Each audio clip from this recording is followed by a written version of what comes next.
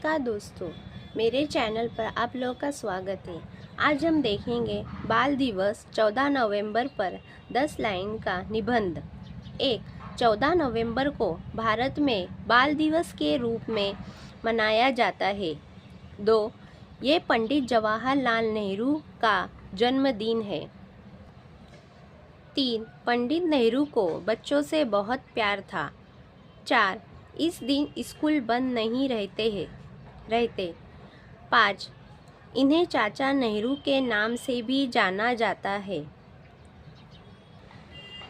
6. पंडित जवाहरलाल नेहरू आज़ाद भारत के पहले प्रधानमंत्री थे। 7. वे भारतीय स्वतंत्रता संग्राम के महान गायक थे। 8. इस दिन स्कूलों में कई कार्यक्रम आयोजित किए जाते हैं। 9. पढ़े लिखे बच्चे राष्ट्र का उज्जवल भविष्य ला सकते हैं। 10. बाल दिवस बच्चों के लिए बहुत ही खूबसूरत दिन होता है। धन्यवाद दोस्तों।